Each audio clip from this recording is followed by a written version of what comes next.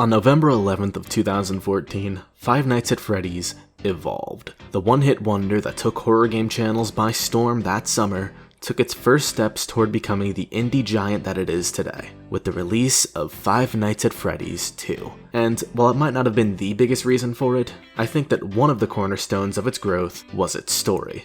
Despite the fact that there really wasn't that much story in the first game, there was a lot put into the second.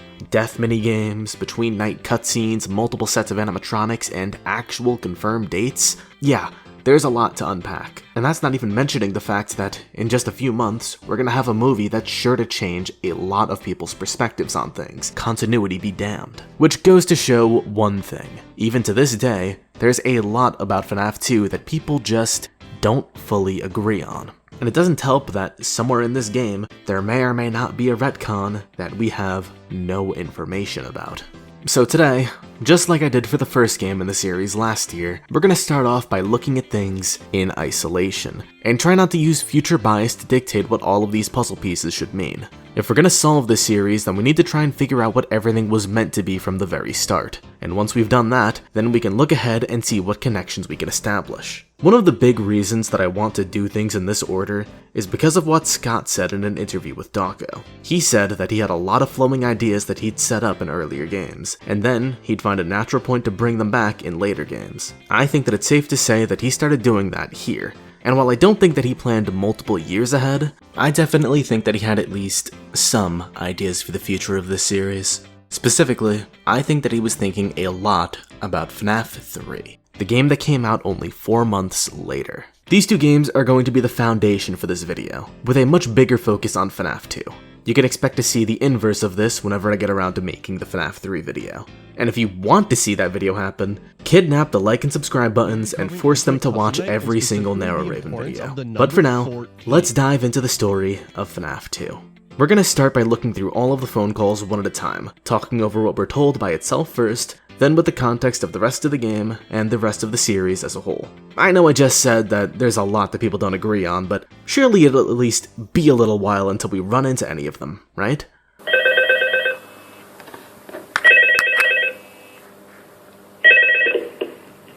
Hello and welcome to your new summer job. Oh, come the f*** on.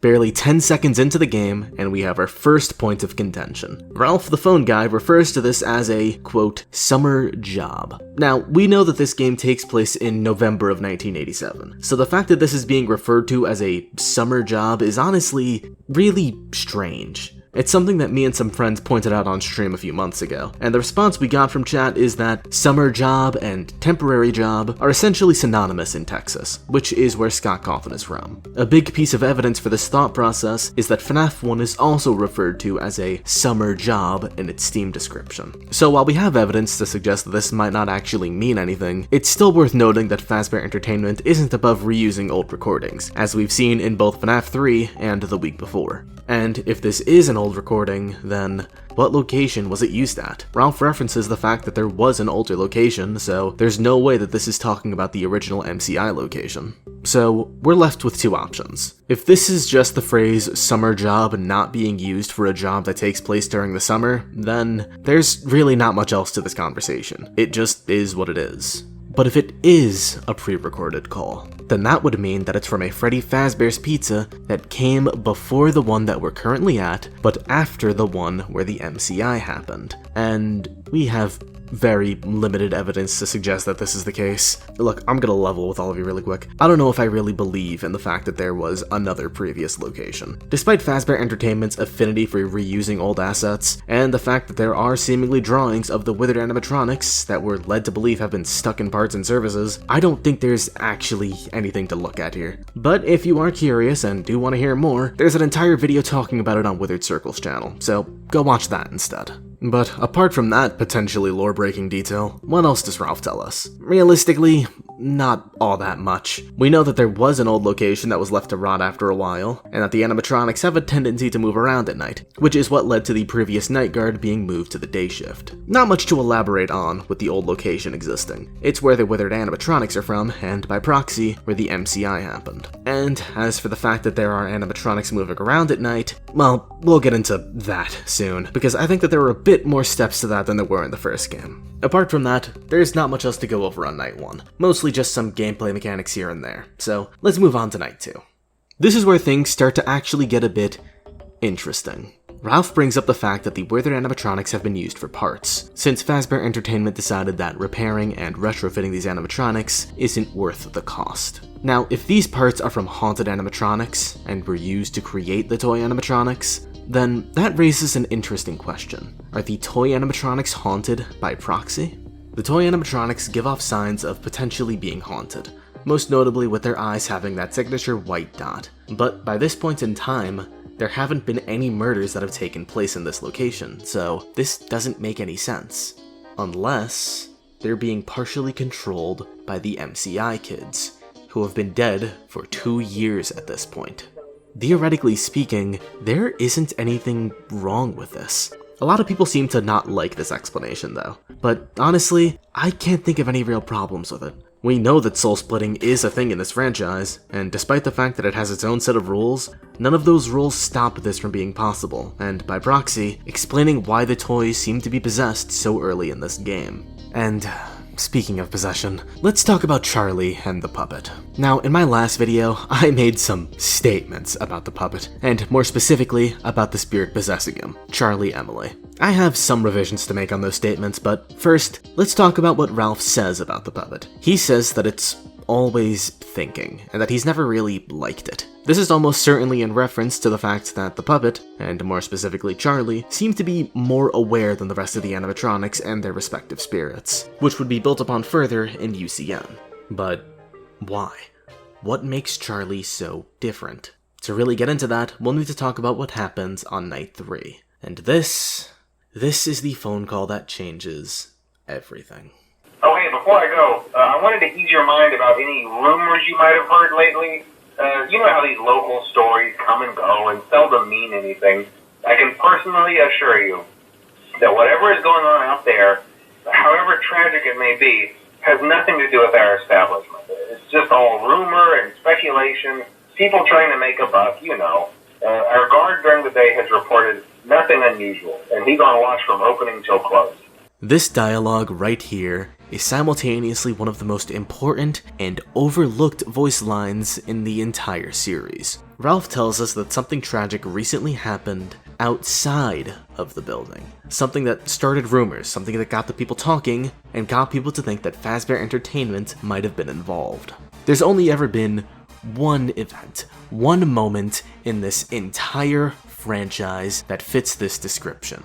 This is Charlie's death. This is telling us that sometime recently, Charlie Emily met her demise outside of the establishment. The same death that we see in one of the death minigames, Take Cake to the Children. There are some kinks to work out here though. I brought up the idea of Charlie dying in 1987 in my last video, and a lot of people weren't happy with the idea. And I get it, Charlie dying in 1983, or maybe even 1982 depending on who you ask, has been one of the most well-established theories in the community for about a decade at this point. So I decided to go through and figure out why people were so convinced of it, tried to list out all the evidence that was damning, and as it turns out, it doesn't really exist.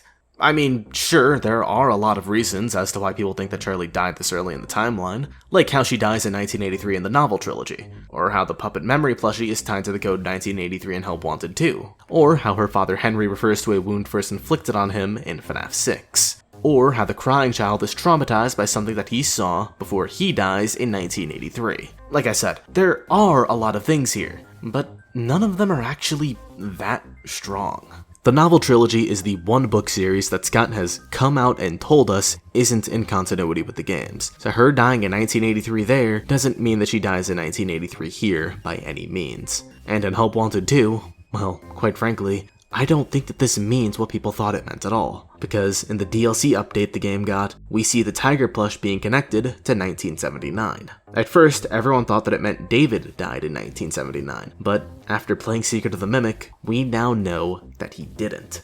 He died in 1975, long before 1979 when the game takes place. But if David doesn't die in 79, then the code from Help Wanted 2 doesn't reference his death. It only references the relevant game. So if that's the case for the tiger plush, then all of a sudden, we have no reason to believe that the puppet plush being connected to 1983 means that Charlie died in that year. It's just referencing a game, and in this case, it's referencing the fact that the last time we were in this office, back in Sister Location, the only code that you could enter was 1983. Don't get me wrong, I think that it's ridiculously irresponsible to put the puppet plush here of all things, but you can't deny the fact that this is a very real possibility. On to the next point, Henry's first wound inflicted on him. Logically, it would make sense if this was referencing the death of Charlie, right? But it no longer has to.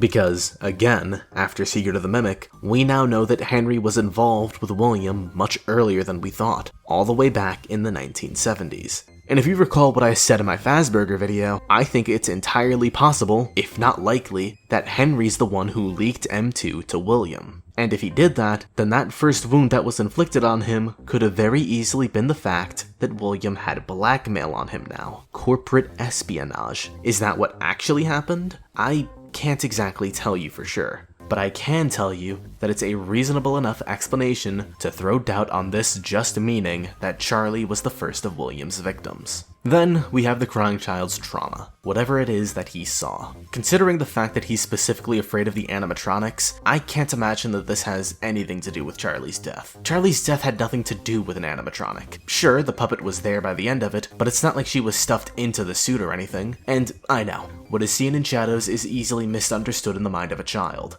I get it. But that doesn't mean that he saw the puppet hugging Charlie's dead body. Especially considering the fact that the puppet is never seen at Fredbear's. We know that the puppet's design was conceptualized as early as the 1970s after Secret of the Mimic, but that doesn't mean that it was ever at Fredbear's. We only ever see it at Freddy's, so assuming that this animatronic was present all the way back at Fredbear's is a completely baseless assumption.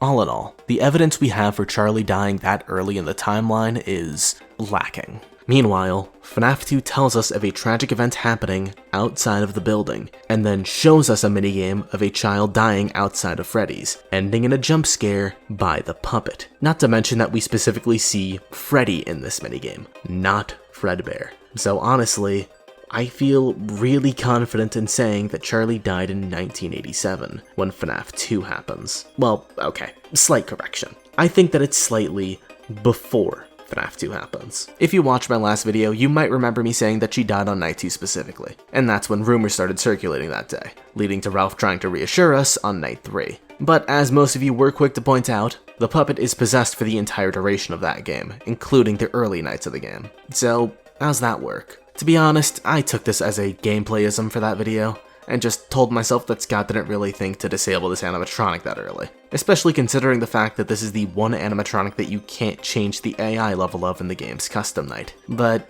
nobody liked that answer, and honestly, I didn't like it either. So I got to thinking, and I realized, she doesn't actually have to die on night 2 for the rumors to start getting crazy by night 3. Remember, this is 1987. Any rumors that spread are being spread by literal word of mouth. It's not like the current day where you can just tweet anything and have half the world know about it overnight. And since we know that the FNAF 2 building was only open for a few weeks thanks to the newspaper at the end of the game, I think it's entirely reasonable that she would have died sometime before the game took place. And in fact, that would explain something else. The night shift opening up. You might recall that back when I was talking about the night 1 phone call, I mentioned that there was a previous employee that was recently moved to the day shift, complaining about conditions, specifically bringing up the fact that the animatronics were trying to get him at night. Which means that just a night or two before this game begins, something changed. Something happened that caused the animatronics to start acting differently. What was it? Well, it's a combination of a few things really. First off, Charlie died and proceeded to possess the puppet just a little bit later, and following her death, the events of another minigame happened, one that sparked change in all of the animatronics. Give gifts, give life. The minigame where Charlie puts the masks on all of the dead children, and following this, all of the animatronics started to act differently. Which raises the question, what exactly happened in this minigame? If you ask most people, they'll tell you that Charlie helped all of the children possess the withered animatronics. However, if you know me, you'll know that I never liked that answer. I made a whole video on that, but it kinda bombed, and I'm pretty sure that most of the people watching this didn't actually see it. So I'm gonna reiterate some of my points here. But you can watch that video if you want a more in-depth breakdown if you want. There are two main reasons why I don't think that this minigame shows us Charlie helping the MCI kids possess their animatronics. Reason 1. We have no reason to believe that the kids needed help possessing the animatronics. That's never been established in any of the games. For all of the other possessions that we see in this series of games, they all happen naturally, without anyone coming in to influence it. So the idea that Charlie needed to shepherd the MCI kids into possessing their animatronics a whole 2 years after they died feels wrong. Reason number 2. Golden Freddy. At the end of this minigame, you get jump scared by Golden Freddy. Pretty standard fare for the FNAF 2 minigames. But before Golden Freddy ends things, you can see a 5th dead child appear on screen for just a frame or two. Now, if the puppet putting masks on the children is what's causing them to possess their respective animatronics, then why does Golden Freddy jump scare us before getting a mask? In fact, I don't think that this child gets a mask at any point in this game. Some people take this child showing up as a sign that the puppet helped them too. But I actually couldn't agree less, because when the child shows up on screen, the minigame ends. Everything that's happening comes to an abrupt end. I can't find a way to take this as anything except for this child rejecting Charlie trying to help them. So why would Golden Freddy want to reject Charlie's help? Simple. Because they don't want to move on. Think about what we're seeing in this minigame. Charlie is going around and giving children gifts, and then proceeds to put a mask on all of them. Does that sound familiar? Well, that's because it should, because that's exactly what happens in Happiest Day, the core minigame of FNAF 3, the game that I fully believe was being either developed or at least conceptualized alongside this one. And as we can see in Happiest Day, eventually, the Golden Freddy kid puts their mask on and they finally pass away peacefully. That's what the point of Give Gifts, Give Life was. It was the first attempt at Happiest Day, of Charlie helping all of these spirits move on. I think that this interpretation is extremely solid, but I know that there's one problem in particular that a lot of people have with it. The fact that the act of putting masks on these children is referred to as giving life. How does giving life refer to helping these kids pass on? Which sounds like the exact opposite. I don't want to take too much longer in this minigame since I spent an entire video talking about it, so I'm gonna speed through this segment a little bit. Ready? In the Stitchwraith Singer, specifically the end of them, we can see Jake giving all of the children trapped in the ball pit their happiest day. We see one actual example of this play out, and it's when he interacts with Millie from Count the Ways. In that instance, he brings Millie to a happy memory, one that she wished to experience when she was alive but never actually got to. A happy holiday with family where she literally ran into her grandfather's arms. In other words, Jake literally gave this child a second chance at life, a chance to throw herself into happiness once and for all, which means he literally gave Millie life, the life that she didn't realize was so precious until the event of her death. Now take a look at Happiest Day, where Charlie is bringing the crying child to a birthday party, surrounded by his friends, all represented by animatronic masks. This is the inverse of the Bite of 83. Instead of having to suffer through a tragedy, he's getting a chance to embrace the happiness that he always wanted but was never able to receive. And once he finally gets it, he's finally able to move on peacefully. In conclusion, giving life doesn't mean helping them possess the animatronics. It's giving them the life that they always wanted to experience, the happy memory that overrides their tragedy and helps them finally move on, which fully explains why this minigame is so similar to Happiest Day at its core, because it literally is Happiest Day. The first enough to get into kids to move on that didn't work out because the Golden Freddy spirit didn't want to move on. Get all that? No? Too bad. I'm not doing that again. If you need a breakthrough that's at a much more reasonable pace, then go watch the video dedicated for it. I'm gonna go back to talking about FNAF 2.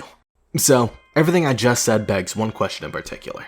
What changed? What happened between Give Gifts, Give Life and Happiest Day that caused the Golden Freddy spirit to finally be willing to move on? Not gonna lie, at this point I don't have a proper answer for that. I don't think that it's anything we see in FNAF 2, so it's probably something from FNAF 3.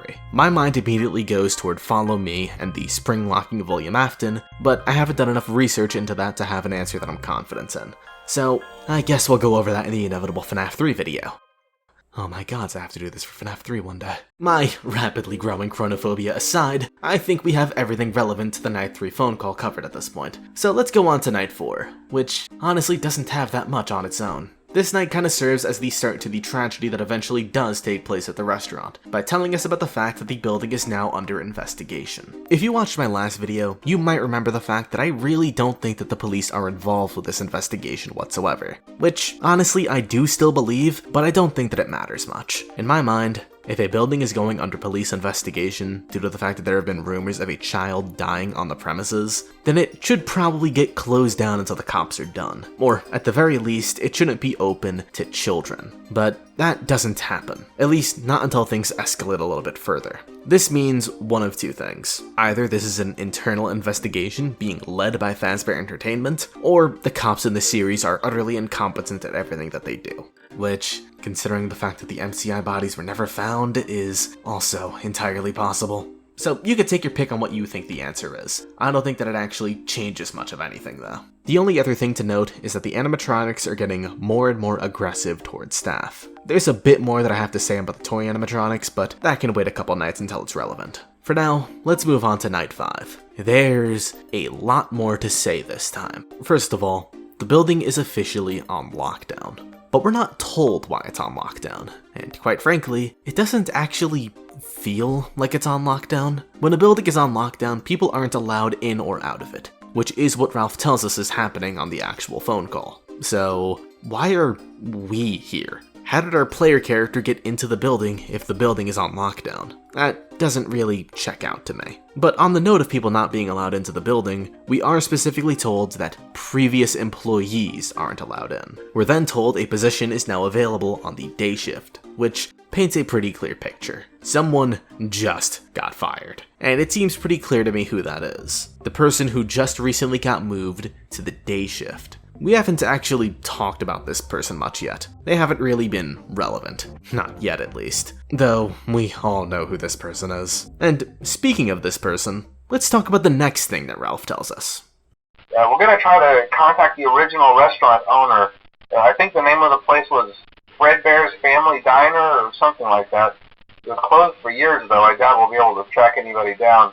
I have a legitimate question for all of you. Why would you call the original restaurant owner of a different restaurant if something is going on at your restaurant? Why would their input possibly be relevant? I mean, yeah, Fredbear's is connected to Freddy's and all, but it still doesn't really make any sense to do this. Unless it isn't a different location. Because to me, this wording makes it sound like Fredbear's Family Diner is what this restaurant used to be, before reopening as Freddy's years later.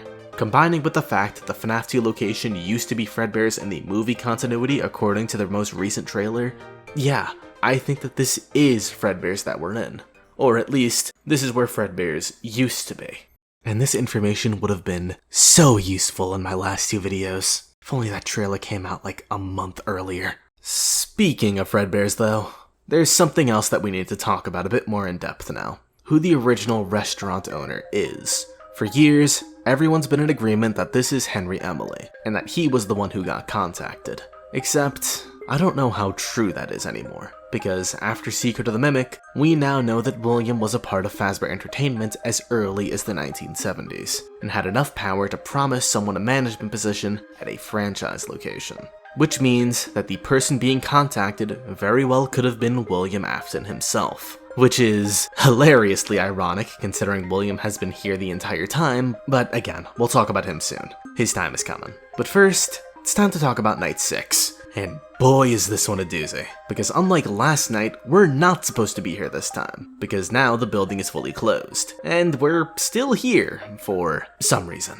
On that note, I think now is a good time to talk about who we actually are. After completing the previous night, we got a paycheck and saw that our name is Jeremy Fitzgerald. Now, because Scott loves reusing names for some reason, this has led people to believe that Jeremy is related to all of the other Jeremys in this series, meaning that there are people who think that this guy is the same Jeremy that cuts his face off in Help Wanted, and the guy in the body mask that's there for the big bite in 1983.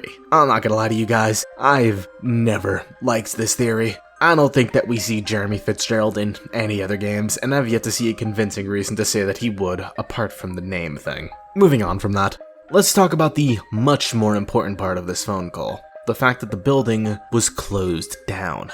The only reason that we're given is that someone used one of the spare yellow suits in the back, which led to the animatronics all starting to act out.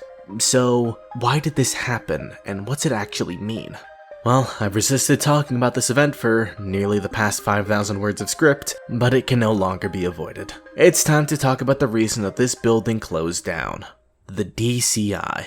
The event that, for some reason, a good chunk of the community is convinced didn't happen. Or at the very least has been retconned out of existence, even though we literally see the DCI kids in Save Them. Save Them is the next minigame on the list to go over, and it's easily the most interesting one to me. We're controlling Withered Freddy and going around the FNAF2 pizzeria, and as we go, we can see 5 dead children scattered throughout the building. But interestingly enough, we can see 6 bloodstains for some reason. Why is that? Well, since one of the bloodstains is underneath the puppet's box, I personally think that this is more of a metaphor for Charlie who died a week before, rather than referencing a secret 6th child that also died this night. Speaking of oddities in this minigame, we can see Mangle moving around here.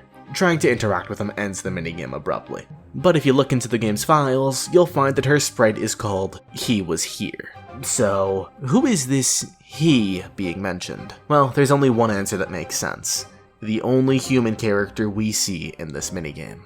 William Afton. This sprite name is one of the bigger reasons that I believe that the MCI kids are controlling the toys. The toy animatronics would have no reason to particularly care about William Afton. But if they're being controlled by the MCI, then yeah, they would absolutely make note of him, with him being their killer and all that. And speaking of whom, we haven't really spent much time talking about William in this video, but this is his first on-screen appearance. And I don't think I really need to explain to you who he is, so let's just go over what he's doing throughout this game. Based on the security badge that he's wearing, we can deduce that he's working here. I doubt that he willingly decided to work as a security guard, as someone who practically owns the franchise though, so there's a pretty good chance that he's using a fake name, which is something that William is known to do across every other continuity. And there's only one other security guard, besides ourselves, that has been mentioned up to this point in the game. The one who was originally working the night shift, then got moved to the day shift, and then got fired, which slowly clicks everything into place. This explanation is going to sound like it borders on fanfiction, but I think that the overall conclusion is something that people already believe in, so I'm just going to let it rock. Before the FNAF 2 gameplay takes place, William Afton is the night guard at Freddy Fazbear's Pizza. Then, one night before his shift, he kills Charlie Emily outside, leaving her body in a dark alley. He thought he got away with it at first, but as time went on, things at the pizzeria changed. The puppet was more active, more aware, and soon, all of the animatronics were. So he made some comments about it and got moved to the day shift, but he kept thinking about what he saw, about the chance that these suits were possessed. It became his obsession, and as a result, he started spending more and more time around the animatronics, trying to understand them. But this led to the animatronics starting to get more aggressive, made them start staring at people. Not just at him, at everyone that worked there. I think that this is the moment that confirmed William's suspicion. This was possession. Somehow, these animatronics were possessed, and he wanted to know why. He had to know why. And so, on night 5, he runs his experiment. 5 more dead children, murdered in the hope that it would lead to more spirits, more possessions, to try and fully confirm his suspicions. I'll get into why I think this happened on night 5 in particular in a little bit. But for now, we have to ask, did his plan work? Did these 5 kids, the DCI kids, actually possess anything? Well, the short answer to that is no. They didn't possess anything. William Afton's plan failed. The long answer is a lot more complicated than that, because it has to do with the specifics of how Remnant works. Mamakato just uploaded a video going over how it works, so I'll give you the spark notes from that. Check her video out if you want all of the details. Throughout the games and in Frights, we see that a lot of possessions don't actually have anything to do with how close people die to the animatronics or anything like that. A perfect example of this in the games can be seen with the Fun Times, animatronics that were literally made to kill and kidnap children. And in spite of this, none of these ever get possessed, except for Baby. What's so different about her? Simple. Affection. Elizabeth liked Baby. She was always trying to see her. That's what causes Remnant to form, and causes possessions. The same thing can be seen with Charlie possessing the puppet that was made to keep her safe, and with William possessing his self-insert persona, and even in Frights, with Jake possessing Simon, the doll that was on the other side of the room that he was literally too weak to ever get up and touch. I don't think it's a stretch to say that the MCI kids had some kind of affection for their respective animatronics either. These were all well-established and loved characters by 1985. But the toys? That doesn't really apply to them. They're new characters. This restaurant has only been open for a few weeks by this point in time, so there's been no time for bonds to properly form between the kids and the animatronics. So, no, there was no remnant formed from the DCI kids. But what about Agony? Sure, Agony is a thing, and it definitely could have been created here. And if it was, then that's probably what the shadow animatronics are. Probably. Look, the shadows are so underutilized that we honestly don't even have much to say about them. We know that they have a direct connection to Agony due to their appearance in FNAF AR, and that's kind of it. But I think that's enough for us to justifiably say that they themselves might be made of Agony, and the DCI kids would have produced plenty of it. Unfortunately though, the shadows can show up as early as night 1, so this kinda doesn't feel correct. There's also the fact that Shadow Freddy is in Follow Me from FNAF 3, something that the DCI has nothing to do with, so yeah, I don't really know what's going on with these things, and I don't think that anyone does. But I feel confident enough to say that shadows have something to do with Agony. Back to the DCI kids, there's another point in favor of them not possessing anyone, but it's kinda stretchy. In 3 of the 4 minigames, it ends with one of the animatronics jump scaring you. Golden Freddy, Withered Foxy, more on this minigame later, or the puppet. But in Save Them, you don't get jump scared by an animatronic. The minigame that shows all of the DCI kids dead on the ground is the one minigame where we don't have an animatronic jump scare you.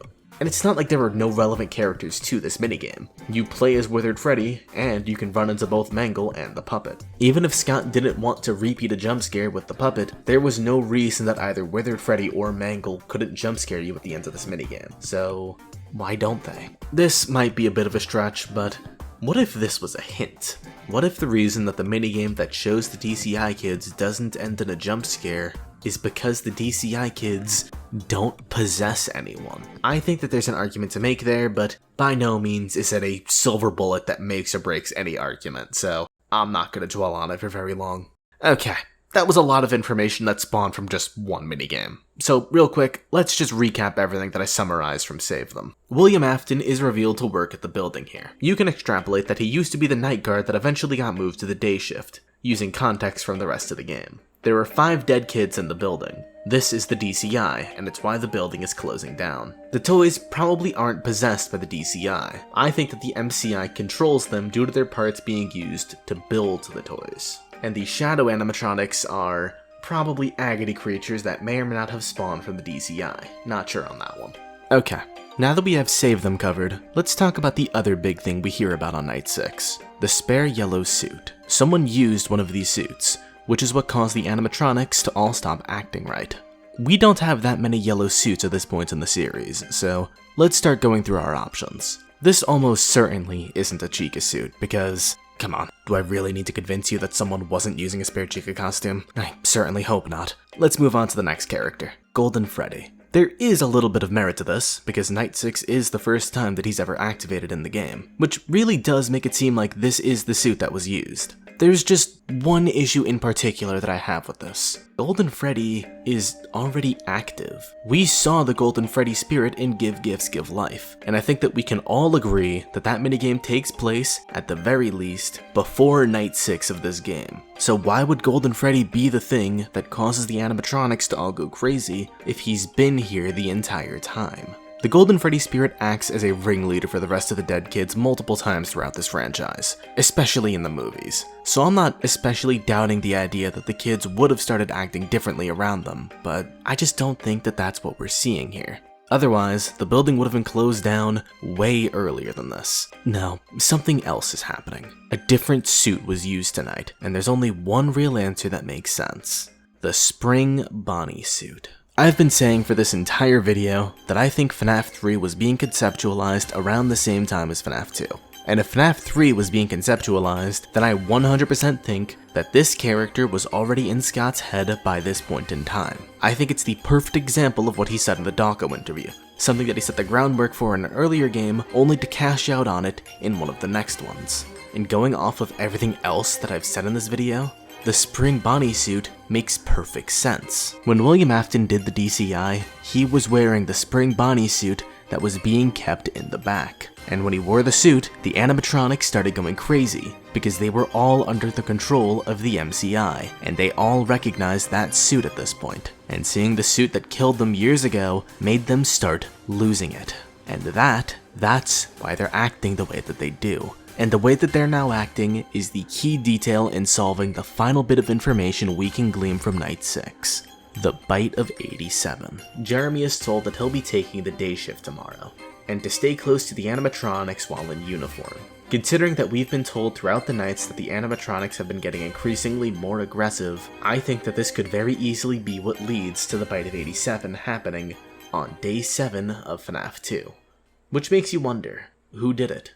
On one hand, the week before tells us about how Foxy has never bitten any children before, which more or less implies that he might have bitten adults in the past. However, the very same book has a game over where Freddy is implied to bite off Ralph's frontal lobe, which is exactly what happened in the Bite of 87. But while both of these characters are implied, we have to think about what it is Jeremy was doing on day 7. He was staying close to the animatronics, sure, but which animatronics? Probably not any of the Wizards. They were probably left in parts and services for the party, which would mean that if he was staying near any of these animatronics, it would be near the toys. So honestly, I think that saying that one of the toy animatronics did the Bite of 87 is inherently more likely than saying it was one of the Wizards. But to be honest, the actual character who did the Bite of 87 isn't that important of a detail. What matters most is the person that received the bite. And if you ask me, Jeremy is by far the safest bet for that. And that is everything that we have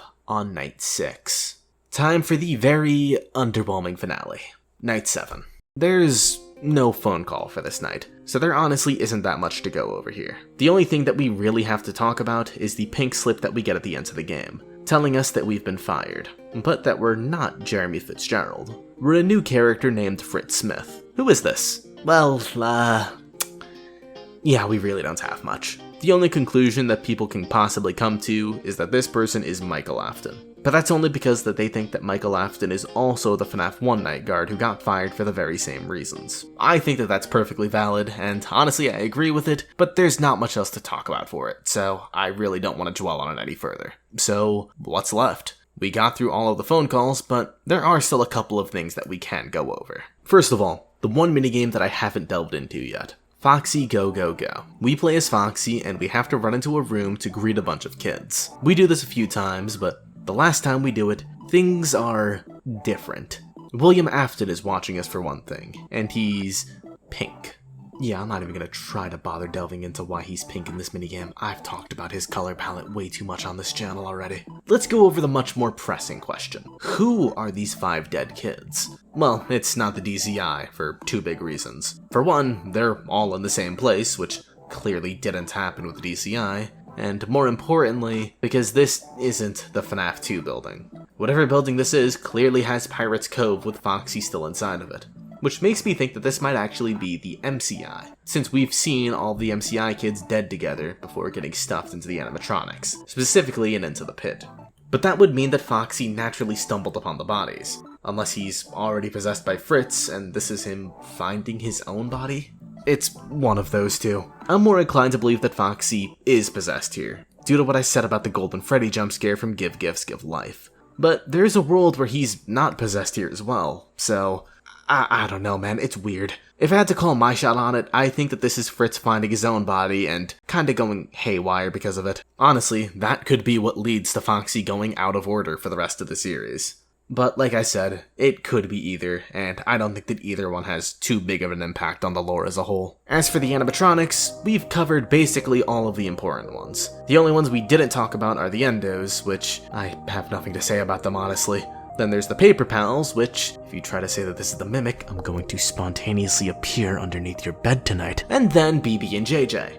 Real talk, what's the deal with these two? They feel like a joke, but they keep coming back. Especially Balloon Boy. He's in the movie way too much to just be a joke character. But we've never gotten any information on him. He shows up, he laughs at you, and leaves. That's literally all he's ever done. And the funny thing is, I fully believe that that is all he will ever be. I'm sure we'll see more of him in the movie, but I don't think it'll be anything close to an explanation for why he is the way that he is. He's always just gonna be a character that exists in the background, for the people who hyperfixate on the lore to be confused about. And with that, there's only one thing left to talk about. The one part of the game that I've seen basically nobody talk about in depth, honestly. It's kind of been forgotten to time. It's time to talk about the cutscenes. There are 4 cutscenes in this game, and they probably mean something. Okay, let's at least try to analyze what's going on in all of them. First off, let's talk about what the scenes have in common. We're seeing things from Freddy's POV, with Bonnie and Chica next to us. Specifically, we're seeing the classic versions of these characters,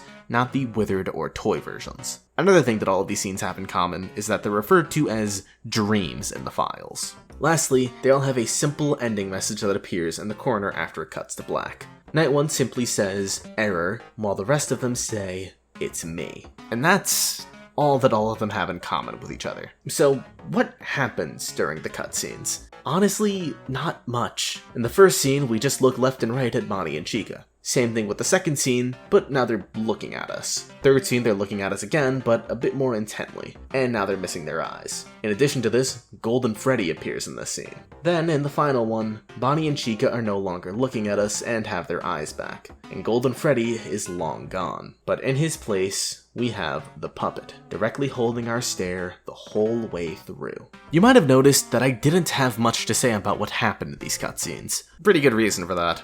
Nothing really happens in them. We just look back and forth, and the minigame abruptly ends. I had a few ideas for what was going on here, but ended up pretty stumped on it for a while. So, after some thinking and some talking to people, here's the conclusion that I've ultimately settled on. What we're experiencing here are the dreams of Gabriel, the MCI kid that went to possess Freddy. Which honestly sounds really obvious when I say it out loud, but hear me out. I think that these are the dreams that Gabriel has following the events of Give Gifts, Give Life. After being given life, he finally learned that he was dead and gained some level of sentience. We can see something similar happen in the story Alone Together from Tales. After Travis learned that he died, all of his memories came flooding back to him. I think that the same thing is happening here in these cutscenes. Now that Gabriel knows that he's dead, he's going back and realizing what his life has been. I think that the first cutscene in particular is what he originally remembered, being on stage, looking back and forth at nothing. But I think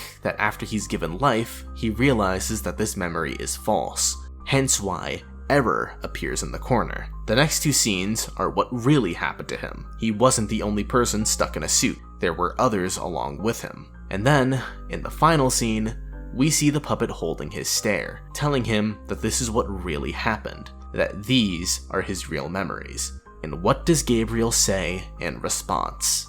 It's me. The reason that these cutscenes end in "it's me" is because that's what Gabriel is realizing, what he's saying to himself as he's gaining sentience. Honestly, at first, I thought that these dreams were being induced on one of the night guards that we play as, but now, this honestly seems like a much more reasonable explanation, that I honestly think makes even more sense. And that's it. That's everything that I wanted to talk about for FNAF 2. That's everything that we really see in the game. We skimmed over a couple things that don't seem as important, sure, but I think that for the most part, I covered everything to the best of my ability. So, this is where the video ends. Thanks for watching. This was by far my longest script ever, clocking in at about 2,000 words over the last one. I don't know if I'll ever make a video this long ever again. At the very least, it won't be something that I do regularly. Maybe in December, when it'll make me a lot of money. If I get a good enough idea, that is. Anyway, that's for future me to worry about. Present day me is very tired, and as you can probably tell by my voice by this point, I don't want to speak ever again. So make sure you like and subscribe, and if you want to give me a bit of extra support, become a member. Everything helps. And with that, I'm out of here. Take it easy.